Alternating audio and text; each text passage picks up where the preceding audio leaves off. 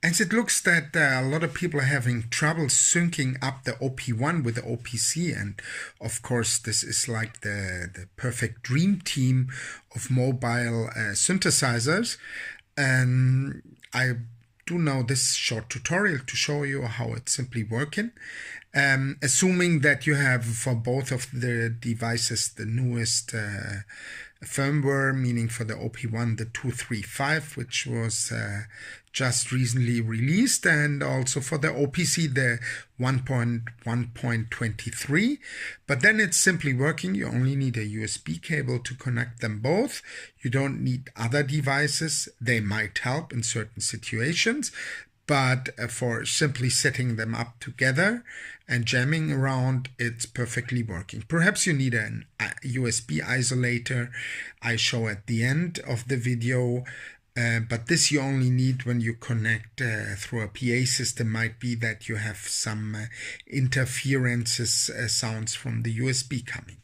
You can have this kind of RK005, which gives you extra synchronization possibilities through MIDI and through clicks and all these kind of things. But the most simple setup is the to-go setup, just having the OP1 connected with a USB-C to micro USB, what the OP1 has, and it's working.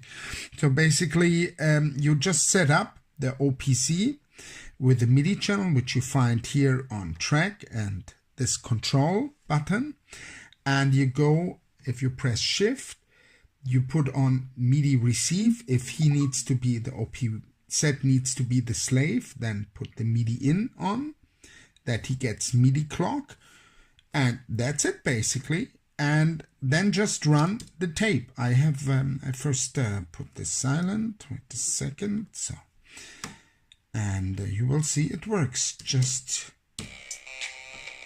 here's the OP1, and now it's totally in sync.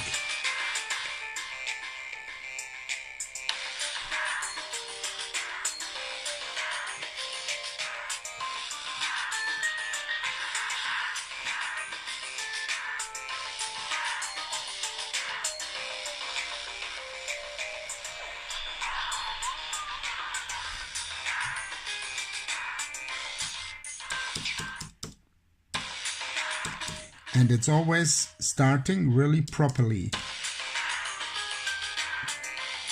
Of course, you need to set up your loop on the OP1 properly, meaning starting from 0 and then putting the amount of bars you want to sequence from the OP1.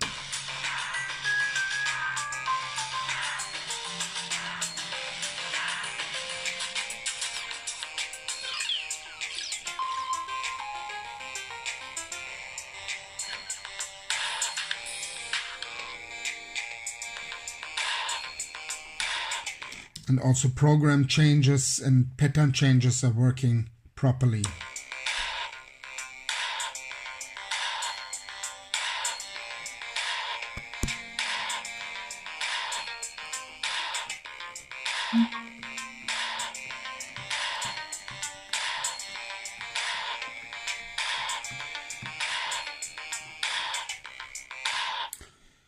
So now the OP1 was the master for the OP-Z. Now a little advanced setup. I let run my OP1 with the tape, but at the same time I play from the sequence of the OP-Z the internal synthesizer of the OP1. So it's routed to number 14. So here internally you press shift and COM and set up channel 14. You could also use some other MIDI channel, but right now I use number 14.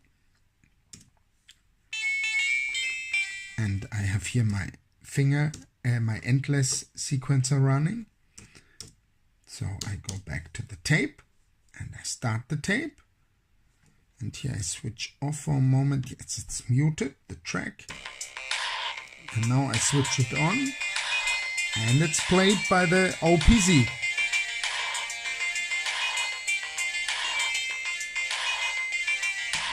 And of course, here's now the setting on the MIDI track, I go to track and control. And of course, now it's MIDI out.